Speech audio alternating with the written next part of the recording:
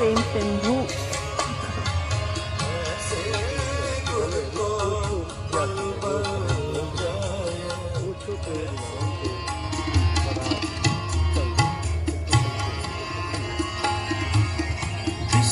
ओशो मेरे लिए तो जैसे ओशो ने कहा ये नाम नहीं है, एक शब्द आया है ओशियानिक से, मतलब सागर, एक महासागर।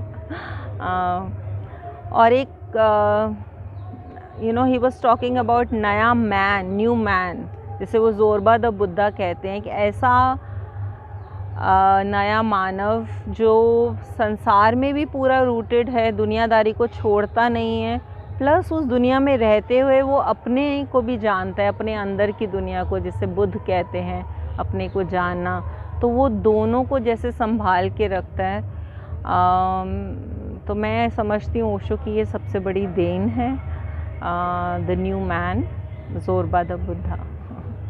ओशो नाल लोग क्यों नहीं जुड़ते गए? तुहाडे काफ़ी जे सन्यासी लोग ने बहुत घट ने कि जे आम असीं थोड़ा जिहा बाहर हो जाइए तो लोग इस पासे नूं क्यों नहीं आना चाहिए? की कारण है? मैंने तो जो देखा है कि ओशो के शरीर छोड़ने के बाद काफ़ी लोग ओशो से जुड़ते हैं, पर शायद नहीं जुड़ते क्योंकि ओशो एक मासेस के लिए नहीं है। वो थोड़ी सी उनसे जुड़ने के लिए हमें थोड़ी इंटेलिजेंस चाहिए, थोड़ी समझ चाहिए। और ओशो ने कहा भी है कि मैं क्रीम के लिए हूँ, थोड़ी सेंसिटिविटी चाहिए, क्योंकि वो हमेशा इंडिविजुअल को बहुत उन्होंने रिस्पेक्ट दी है, डिग्निटी दी है।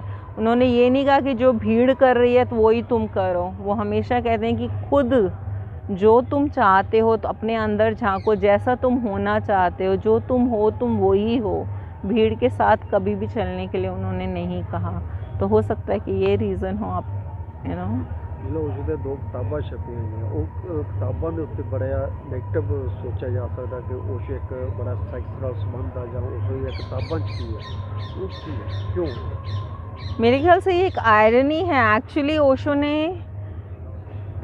ना तो सेक्स के फेवर में बोला, ना सेक्स के खिलाफ बोला। उन्होंने कहा कि जो भी सहज है, जो भी नेचुरल है, नेचुरल हो जाओ। प्रकृति कितनी नेचुरल और सहज है ना?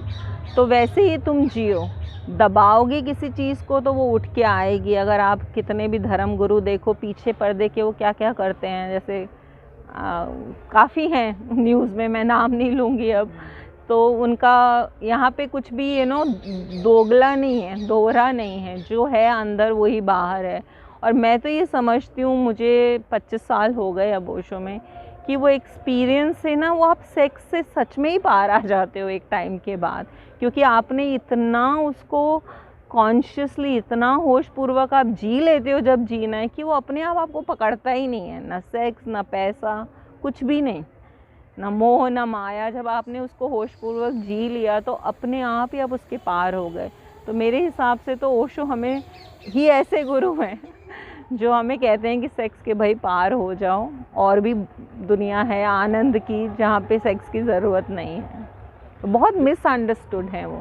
आम जिले लोग है जिले थोड़े सन्यासी नाल नहीं जुड़े, उन्हें की मैसेज देना चाहिए कि इस धर्म नाल जुड़ना चाहिए? ये धर्म नहीं है, मैं तो कहूँगी ये तो एक जीने का तरीका है ना? आर्ट ऑफ लिविंग है, मरने का तरीका है। तो मैं तो यही कहूँगी कि अगर ज़िंदगी को बहुआयामी बनाना है, मल्टी डायमेंशनल बनाना है, खुल के जीना है ना?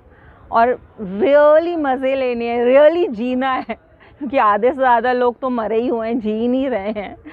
वो एक रोबोट की तरह, यंत्र की तरह सुबह उठते हैं, ब्रश करते हैं, ऑफिस जाते हैं या दुकान पे जाते हैं, नोट कमाते हैं, घर आते हैं, टीवी देखते हैं, सो जाते हैं। आपकी ये भी कोई ज़िंदगी है? तो अगर आपको रियली जीना है तो आप ध्यान से जुड़िए। यही ओशो का मैसेज है, ध्यान।